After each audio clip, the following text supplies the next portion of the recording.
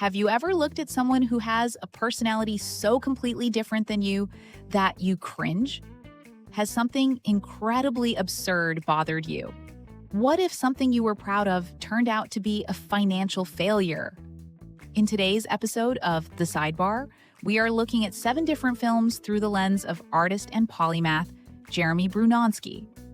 He addresses the idea that cinema is the medium that modern society uses to communicate. Furthermore, how it not only entertains, but holds a mirror up to society in familiar, unpredictable, and sometimes absurd ways that are entertaining. Can a reanimated corpse with terrible gas help you discover something about life and connections? Grab your coffee, tea, or wine. It's time for The Sidebar. Okay, let's unpack this. You are walking through your life every single day, completely surrounded by invisible architecture. Yeah, that's exactly right. Think about it. We navigate our careers, our families, our internal struggles, and we usually assume we're just reacting to raw, unfiltered reality. Like, we think the world is this purely objective place. Right, but it's not. Exactly. The truth is, we are constantly influenced by hidden lighting, unseen background music, and, a script we didn't even realize we had memorized. Our internal landscape is just incredibly murky. Oh, absolutely. It's messy. We stumble around trying to build resilience, trying to genuinely connect with people, and there is no simple, clean medical x-ray to show us where the structural weaknesses actually are. It's the ultimate diagnostic blind spot, really. Right. Because we lack an objective scan for the human spirit, we have to rely on alternative tools to sort of reflect our own inner workings back to us. And historically, humanity used mythology, tribal fables, ancient theater to accomplish this. Okay. But in our modern era, the most pervasive global language for that kind of reflection is cinema. Yeah, which is why today's deep dive is going to hand you a flashlight for that murky internal landscape. We are opening up a highly specific treasure map, which is a stack of 7 film reviews written by Jeremy Brunonsky. This is a fascinating collection. It really is. But let's completely discard the traditional idea of a film review right now. We aren't here to debate camera angles for the sake of, film snobbery or to give arbitrary star ratings. Oh, not at all. We are going to extract the profound cinematic metaphors buried in these writings. The mission today is to use these concepts as a practical compass for your personal growth, a tool set to navigate your most complex relationships, and a method to literally rewrite the script of your own life for the better. And the reason this specific stack of writings is so valuable is because of the incredibly unique, highly specialized lens through which it was written. Right. This perspective, it's not coming from just a casual weekend moviegoer. Jeremy Brunonsky is a true polymath. He brings this intense, multidisciplinary background to every single frame he analyzes. He's a published author and an active filmmaker. He writes, directs, and produces. And we really have to highlight one crucial piece of that background. He is a graduate of the Conservatory of Recording Arts and Sciences. Yeah, that's huge. He is a trained audio professional, so when he watches a film, he is hearing frequencies, rhythms, and audio engineering choices that most of us are completely oblivious to. Exactly. He understands how a specific decibel change can trigger an involuntary physiological response in the human body. And when you combine that technical audio expertise with his philosophical influences, you get this fascinating intellectual matrix. Oh, it's wild. His analytical framework is built on the psychological depth of Carl Jung, the rigid, grounding principles of Stoic philosophers like Marcus Aurelius and Seneca, and the narrative mastery of Hitchcock and Walt Disney. Which is quite the mix. It is.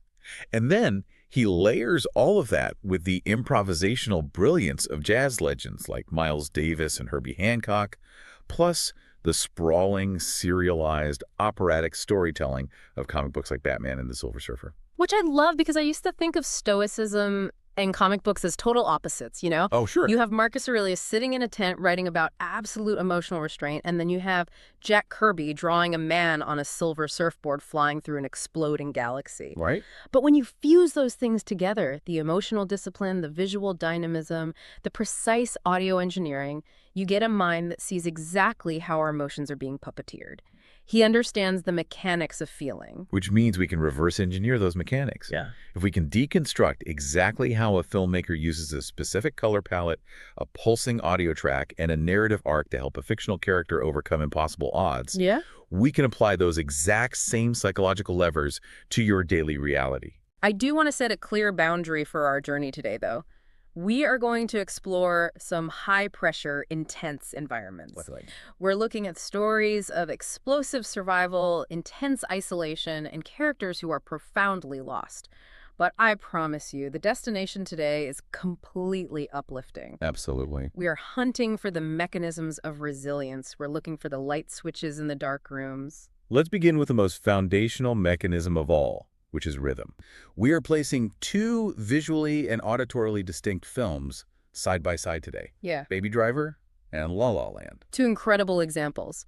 The foundational thesis here is that audio and visual rhythms are not just, decorative overlays. Right, they aren't just for style. Exactly. They are the structural pillars of a character's internal reality. Let's begin with Edgar Wright's Baby Driver. Oh man, this is an intensely kinetic, relentlessly paced movie. Yeah, it really is. The protagonist is Baby, played by Ansel Elgort. And what is really fascinating about the analysis of Edgar Wright's signature style here is the observation of this recurring structure he uses. The lighting shift. Yeah. The narrative often begins in this brightly lit, deceptively carefree world. But by the third act, the brutal consequences of reality just crash down. And the environment becomes incredibly dark, violent, and dangerous. Baby Driver executes this structure flawlessly. But where that conservatory of recording art's perspective becomes vital is in analyzing how the sensory information is actually delivered to us. Right. The text notes that this is perhaps the first non-musical live-action film where the music actively delivers the action. It dictates the dialogue pacing. Exactly, and it triggers the scene changes. And I think we have to be really clear about the distinction between a musical and what is actually happening here. Oh, definitely. Characters aren't just, spontaneously breaking into song. Right, they aren't doing jazz hands. No.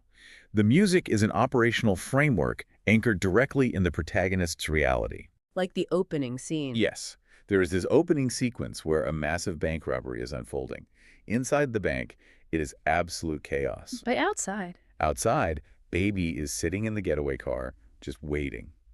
And he is playfully dancing and lip-syncing to the specific track playing on his iPod. The choreography of everyday movement there is what makes this profound. The analysis details how, as the film progresses, the concussive blasts of gunfire are meticulously synchronized to the downbeat of the track Baby is listening to. It's so cool. Like when he walks down the street on a coffee run, his literal footsteps map perfectly to the tempo of the music. He even calculates the velocity and the turns of his high-speed escape routes based entirely on the rhythm and duration of the song he selects. It is an incredible technical achievement for sure, but it serves a vital narrative purpose. Because Baby isn't inherently a villain. Right. His character arc reveals a genuinely good person who suffered immense childhood trauma. And he was forced into a corner by this ruthless criminal syndicate. He's just trying to distance himself from his past. And this is where we really apply the psychological lens. The iPod isn't a prop in this movie. It's not product placement. No, it is a defense mechanism. By curating his auditory environment, Baby is attempting to exert control over a world where he has zero agency. Right. And his overarching motivation stems from an innocent, budding romance with a waitress named Deborah, played by Lily James. It is his profound love for her, combined with the lingering, really painful memory of his late mother that finally forces his hand. He recognizes that his existence cannot just be this endless loop of driving and fleeing. And that realization is the catalyst that propels the narrative into its dark, violent third act. The supporting cast amplifies this tension perfectly, too.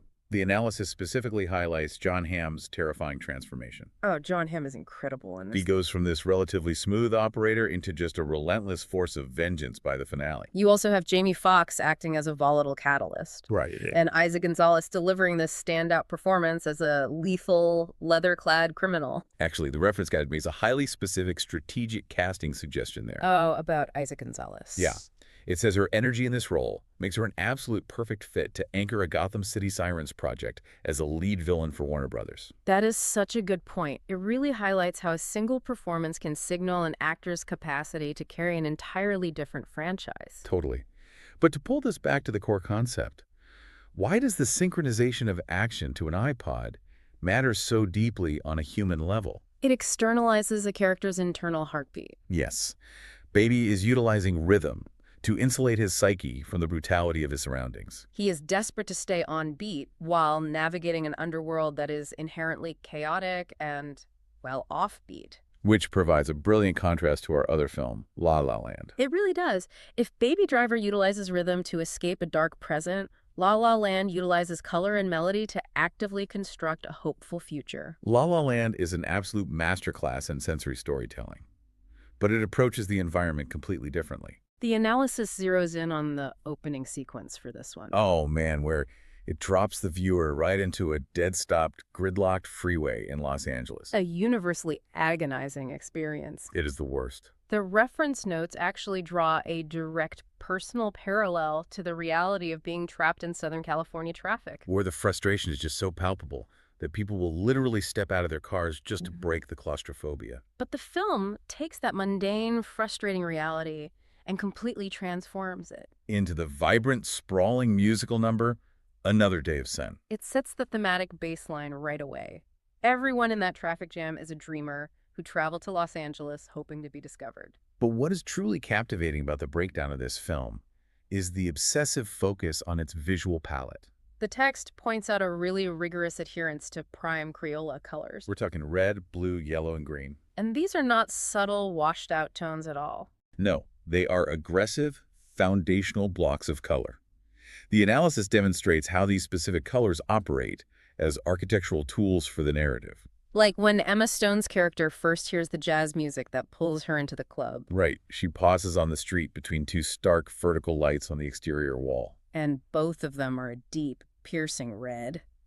And then when she and her friends prepare for a Hollywood party, each of them wears a dress saturated in one of those four specific prime colors. Even when Ryan Gosling's character is humiliatingly forced to play guitar in an 80s cover band. That scene is so good. It is. The same primary colors completely dominate the visual framing. Almost every single significant emotional beat in the film utilizes red, blue, green, or yellow as an isolated shaping mechanism. It visually reinforces the clarity of what these characters want. Yeah. Ryan Gosling plays a jazz pianist who is unwaveringly, almost detrimentally dedicated to the historical purity and the future potential of jazz. While Emma Stone plays a struggling actress who, for the vast majority of the runtime, is paralyzed by the feeling that she is just another face in the crowd. The emotional weight of that struggle culminates in the song, Audition, Fools Who Dream.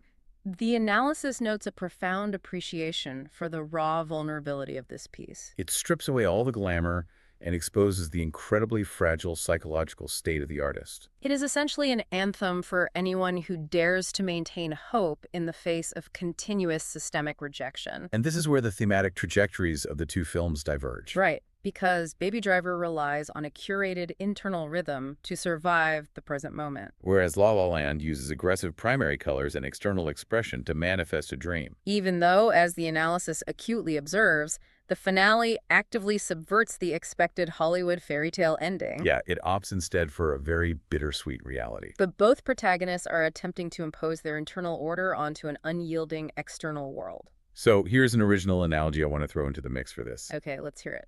If we look at Baby's iPod, what he really has is a psychological metronome. A psychological metronome. Yeah.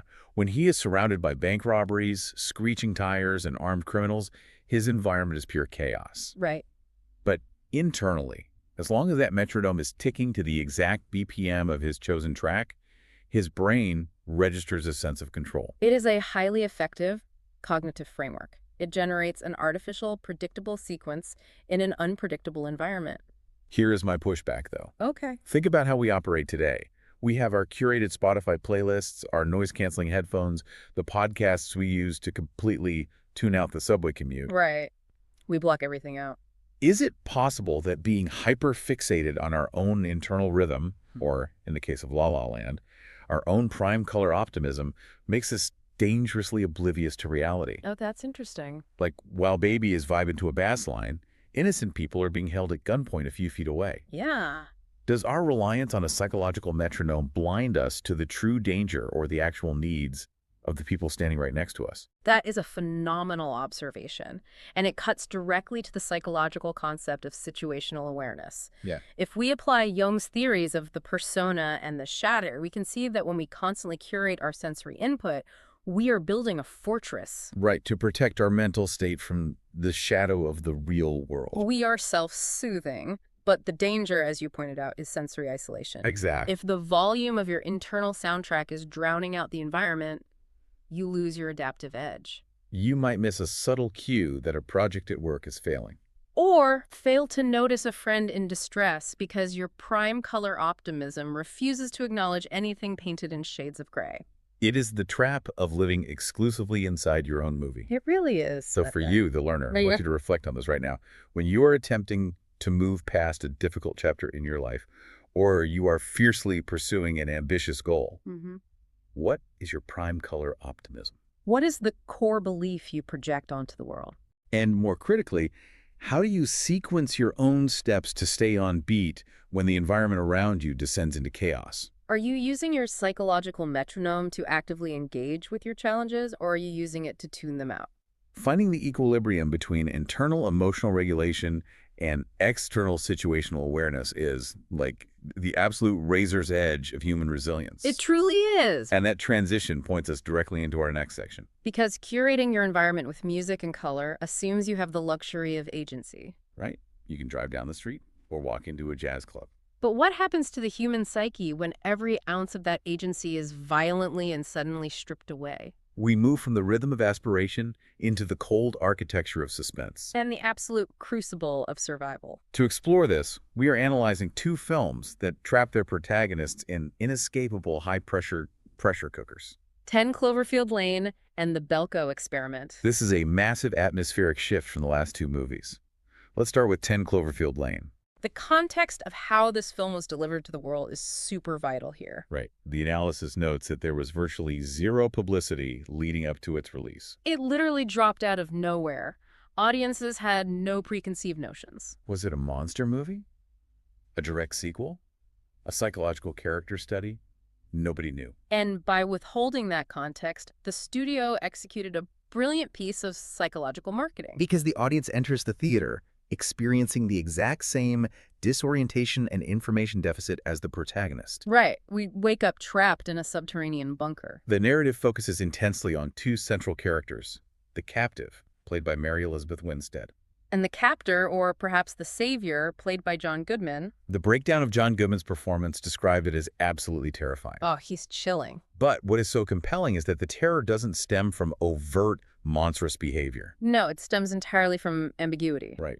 Winstead's character and the audience cannot determine if Goodman is a deeply disturbed, violent captor. Or if he is an aggressively overprotective prepper who literally saved her life from an apocalyptic event raging on the surface. We're looking at the ambiguity of authority. And if we apply the lens of corporate leadership and organizational psychology here, this dynamic becomes deeply recognizable. How so?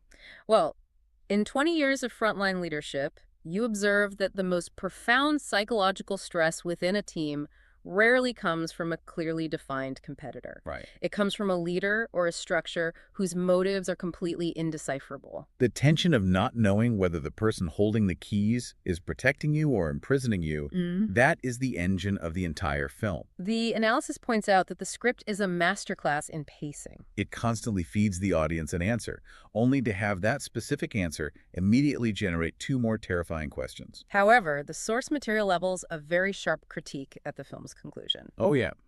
From a structural standpoint, the analysis argues that the final 10 minutes actively sabotage the psychological foundation the movie spent an hour and a half building.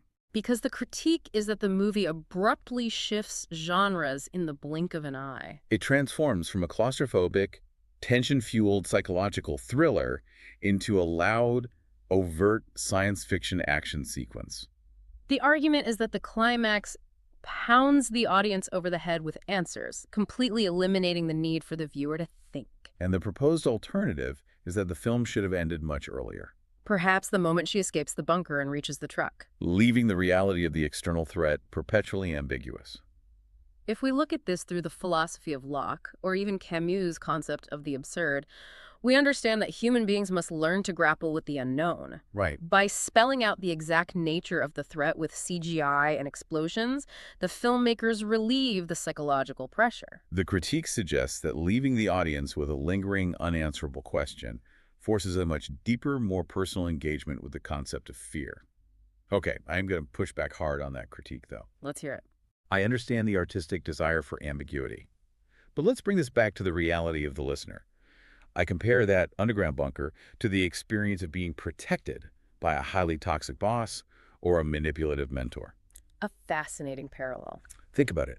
They build this narrative that the outside industry is vicious, that other departments are incompetent, and that only they can keep you safe. They insulate you. Exactly, they insulate you.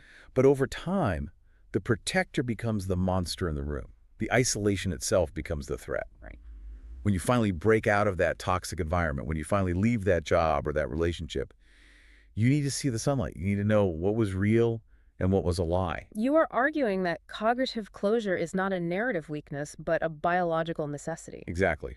The human brain is desperately wired for closure after enduring prolonged trauma or stress. So you're saying the ending was necessary? Yes. So maybe those last 10 minutes of over-the-top sci-fi explanation weren't a failure of writing. Maybe they acted as a vital psychological release valve. The audience had been holding their breath in that bunker for 2 hours. We crave neat, definitive answers on screen because our real lives are so chronically devoid of them. We needed to exhale. That is a highly compelling counterargument. It really highlights the tension between artistic ambiguity and psychological relief. Right. Do we value a story that forces us to sit with discomfort, or a story that ultimately restores order to chaos? Which is a perfect segue into the Belko experiment. Yes, because there is absolutely zero ambiguity in this film. None. The threat is hyperliteral, immediately explained, and brutally executed. The Belko experiment operates as a vicious, pitch-black satire of modern corporate structure. The premise is ruthlessly efficient. 80 corporate employees arrive for work at an isolated office building in Bogota, Colombia. Suddenly, metal shutters seal the building. An intercom voice informs them that they must begin murdering their colleagues or they will be killed. Initially, the employees react exactly how you would expect. They refuse. They assume it is a sick psychological test or a prank. But the film quickly establishes the horrifying reality. Right. The company had previously implanted tracking chips in the employees' heads. They claimed it was a standard security measure to prevent kidnappings in a foreign country. But the tracking chips are actually explosive charges. Yeah. When the employees fail to meet the required kill quota, the unseen captors detonate a random selection of the chips. Heads literally explode in the middle of the office. And in that exact fraction of a second, the analysis observes a profound psychological shift. The established social contract instantly evaporates. This is a terrifying visual representation of Thomas Hobbes' state of nature, crashing through the veneer of John Locke's social contract. Wow. Yeah. The analysis, drawn from decades of observing corporate dynamics, points out how quickly the artificial hierarchy of the office collapses. The titles, the reporting structures, the assumed civility, it all turns into a primal survival of the fittest bloodbath. The executives attempt to use their lingering authority to decide who lives and who dies, revealing the inherent ruthlessness of the corporate ladder when stripped of HR protocols. And what's genuinely surprising about the source material's take on this film is how much the author loved it. Right. Walking in completely blind to the plot, the reaction was pure delight at the execution. Yes, the violence is extreme, but the praise is focused heavily on the writing. Yeah. There is a meticulously calibrated balance of horror, profound sadness, and pitch-perfect comedic perspective. Humor in this context is a vital coping mechanism. The comedic levity doesn't undermine the horror. No, it accentuates the absolute absurdity of humans trying to apply office logic to a life-or-death scenario. It is a hyperbolic examination of what people are truly capable of when their quarterly bonus is replaced by the threat of immediate mortality. The review explicitly states that this film is destined for cult classic status. So if we look at the crucible of survival in both Cloverfield and Belko, I have a prompt for you, the learner. How do you process ambiguity and extreme pressure in your own life? Yeah. When you find yourself trapped in a high-stress environment, whether that is a deeply confusing personal relationship or a cutthroat, highly competitive workplace where the social contract feels incredibly fragile, what is your default setting? Do you desperately rush for the comfort of an absolute answer, even if the truth is painful? Or do you possess the psychological endurance to sit in the suspense, analyzing the shifting dynamics without needing immediate closure? It forces us to ask, do we break when the rules are suddenly rewritten? Or do we rapidly adapt to the new architecture of our reality? Exactly. But what happens when there is no architecture left? We've discussed surviving literal underground bunkers and brutal corporate death matches. Now we have to explore the absolute bottom of the human experience. When we are entirely isolated, stripped of all resources, and facing complete desolation, how does the human spirit survive? When logic and external structure fail, survival requires a radical pivot. We have to rely on the power of imagination, the embrace of the absurd, and our foundational connection to the concept of family and legacy. This brings us to a fascinating comparative analysis of two wildly unconventional films, Swiss Army Man and Kubo, and The Two Strings. Unconventional is the understatement of the century for Swiss Army Man. I know, right? We're going to give equal analytical weight to both of these because the juxtaposition is incredible. Swiss Army Man operates on a premise that is almost aggressively absurd. Paul Dano plays a character who is stranded on a deserted beach. He is completely alone, out of resources, and has reached the absolute, undeniable rock bottom of his existence. He has lost all hope of rescue or survival. And precisely at the moment of his ultimate desolation, the ocean washes a dead body onto the shore. The corpse is played by Daniel Radcliffe. Right. And this isn't just a grim discovery. In a bizarre twist of magical realism, this corpse begins to exhibit anomalous, almost superhero-like capabilities. What the analysis extracts from this film is a profound appreciation for its willingness to use the lowest brow concepts imaginable to deliver high-level philosophical insights. Yeah, the narrative relies heavily on flatulence, explicit conversations about human anatomy, and deeply awkward bodily functions as literal tools for survival. The characters use the physical reality of the corpse to conquer the unforgiving elements of the wilderness. It is utterly ridiculous on the surface. But the source text points out that beneath the fart jokes lies an incredibly raw, tender exploration of what it actually means to be alive. Through his interactions with this reanimated corpse, Paul Dano's character is forced to confront his own embarrassments. His failures in human connection. And ultimately, he discovers the meaning of friendship in the darkest, most isolated place on Earth. The analysis provides a brilliant conceptual fork in the road regarding the reality of the film. Yes.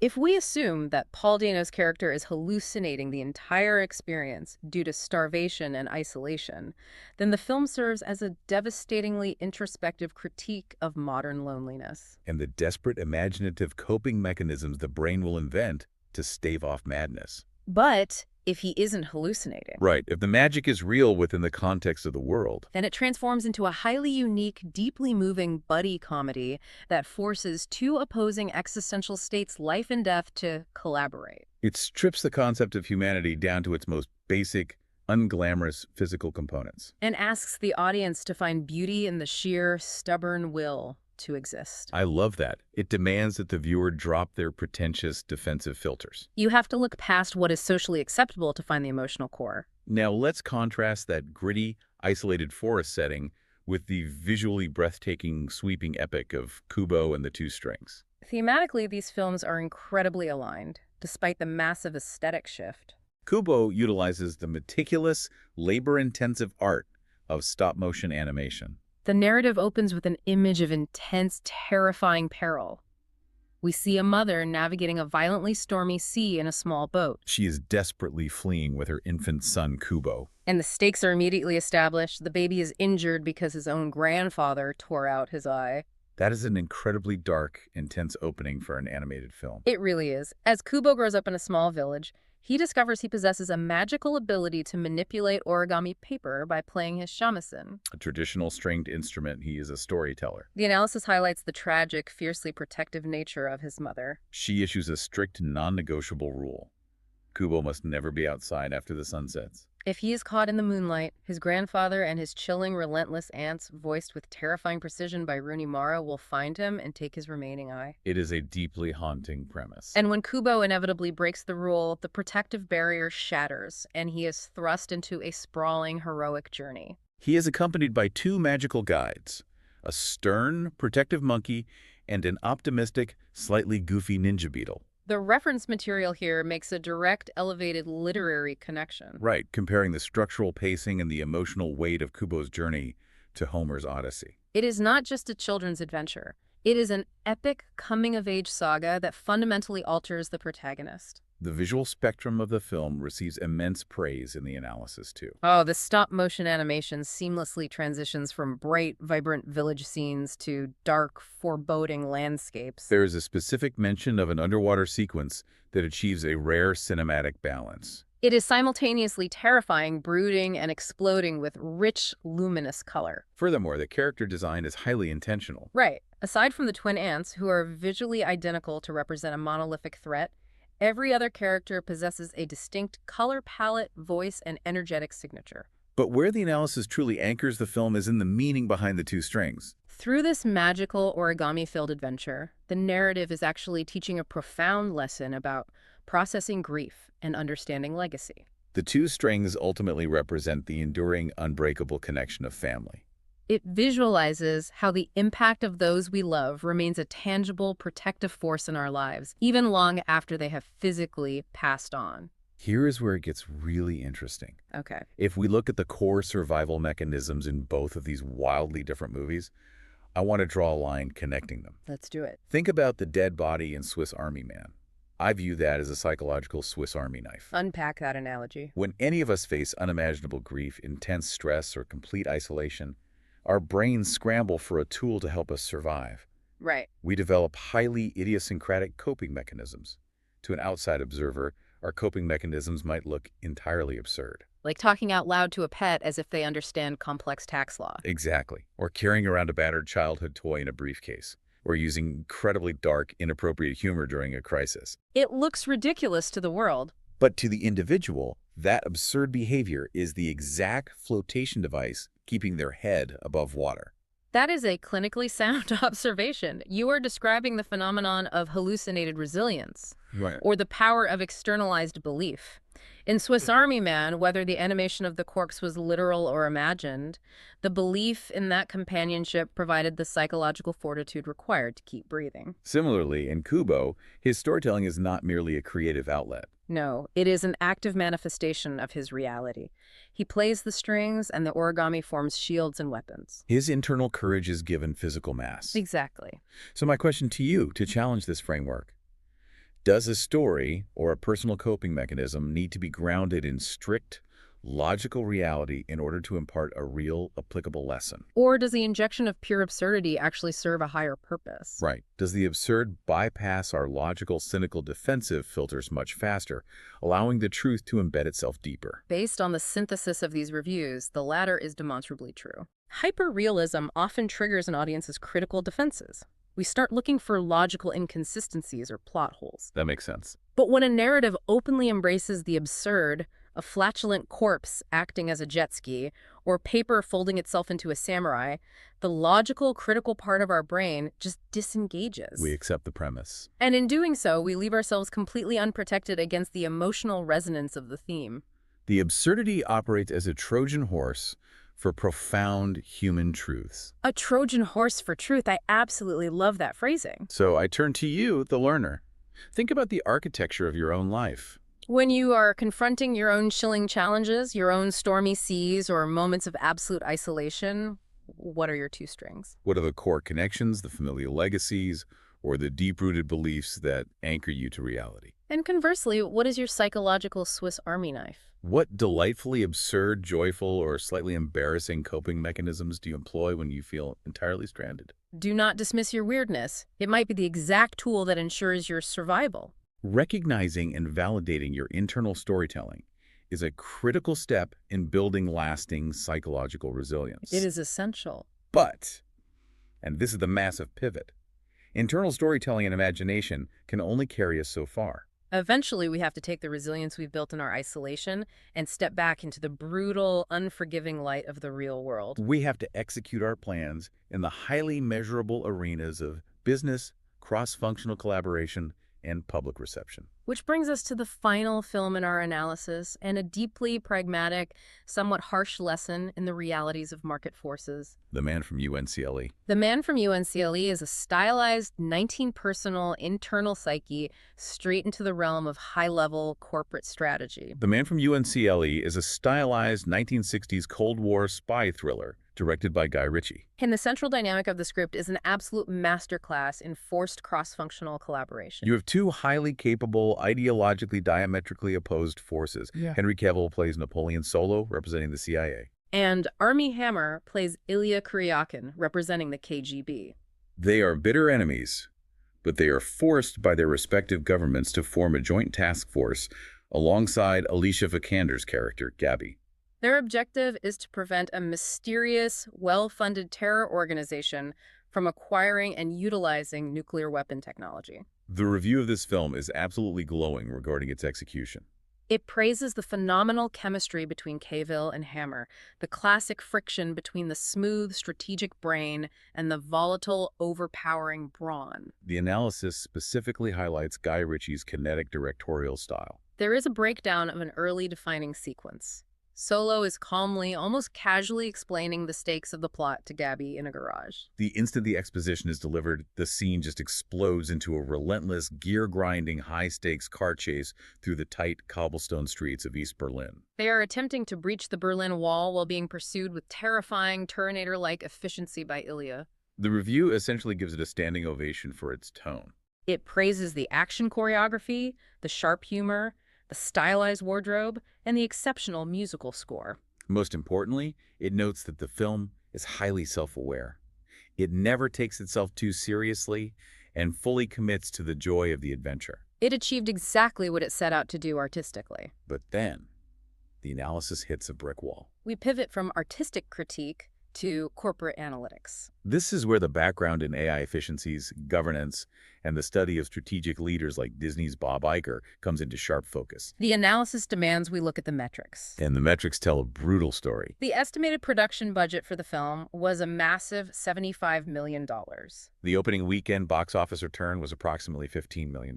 In the uncompromising terminology of Hollywood metrics, the analysis defines this as a definitive box office bomb. But the crucial insight here is the separation of intrinsic quality from extrinsic market performance. Exactly. The analysis does not conclude that the film failed because it was bad. It concludes that the film failed because of catastrophic strategic release timing. Right. The studio, Warner Brothers, chose to release this film just 2 weeks after Paramount released a brand new installment of the Mission Impossible franchise. The source text points out the sheer gravity of Tom Cruise as a box office draw. Attempting to launch a competing, slightly more niche spy thriller in the immediate wake of that cultural behemoth was an incredibly dangerous strategic gamble. The analysis notes that a 2-week buffer was likely a calculated attempt at market spacing, but it fatally ignored the other massive variable occupying the calendar that specific weekend. The release of Straight Outta Compton. Yes, Straight Outta Compton became an absolute cultural phenomenon. Pulling in massive, entirely unexpected numbers driven by intense cultural relevance and profound 90s nostalgia. In contrast, The Man from UNCLE was attempting to leverage intellectual property based on a 1960s television show. It completely lacked the immediate visceral cultural urgency of its direct competitor. So what we have is a deeply instructive disconnect. The project itself, the product, is excellent. It is well-crafted, highly entertaining, and successful in achieving its internal artistic and narrative goals. Yet it failed catastrophically in the financial arena due entirely to calendar timing and uncontrollable competing market forces. And as the analysis acutely laments, Hollywood metrics are brutally forward-looking and finite. An opening weekend failure of that magnitude almost guarantees that the studio will never greenlight a sequel. Regardless of how a passionate fan base might embrace the film later on Blu-ray or streaming platforms. So my question to you is deeply philosophical. If a movie, or a tech product, or a deeply personal passion project is incredibly well made, brings joy to the creators, and successfully achieves its internal artistic or functional goals, but it fails financially because of poor calendar timing, is it actually a failure? How are we supposed to measure the true worth of our own labor? Right. That is the defining existential question for any leader, artist, or professional. Absolutely. If we strictly apply the metric of market capture and quarterly earnings, the finite game, then yes, it is a failure. The studio lost money. But if we expand our perspective to the infinite game measuring success by the metric of execution, cross-functional team cohesion, skill acquisition, and intrinsic quality, it's a resounding success. The analysis forces us to confront which scoreboard we're actually looking at when we judge our own lives. Man, that hits incredibly hard. It really does. So what does this all mean? When we pull all of these threads together, the overarching revelation becomes incredibly clear. Cinema is not a passive experience. No, no, no. It is not just a dark room where we turn our brains off for 2 hours to escape reality. Through the multidisciplinary, highly attuned lens of Jeremy Bernansky, we see that it is an active, multifaceted mirror. Yes. Through the precise audio engineering of Baby Driver and the bold color theory of La La Land, we see our own capacity to consciously dictate our rhythm and bravely paint our ambitions. Through the mythological architecture of Kubo and the two strings, we realize we have the power to weave our deepest traumas into a heroic, empowering narrative. We learn from 10 Cloverfield Lane and the Bilko experiment that we can build a tolerance for ambiguity and find a resilient, defiant humor in the center of life's most terrifying labyrinths. And finally, the man from UNCLE and Swiss Army Man teach us the vital importance of cognitive diversity and the messy, beautiful vulnerability required to forge authentic human connection. We want to leave you with one final provocative framework to mull over today. We have spent this entire deep dive analyzing the emotional mechanics of fictional characters. Now, I want you to turn the camera entirely on yourself. Okay, I like where this is going. Imagine that your life, right in this exact moment, is a film currently playing on a massive theater screen. And it is being reviewed by a higher, wiser, much more compassionate version of yourself. I love this thought experiment. Look at the narrative you are currently walking through. What is the central underlying theme of your current act? Are you pacing your days to a rhythm of anxiety or rhythm of purpose? Are you paralyzed in a bunker waiting for the universe to hand you the answer key? Or are you charting a path through the wilderness, utilizing the strange, beautiful tools you already possess? Most importantly, if you are both the writer and the director of this film, what bold, entirely new scene are you going to script for yourself tomorrow? You have the pen, you control the lighting. What happens next? The script is entirely in your hands. That is the perfect question to leave you with. Thank you for joining us on today's deep dive.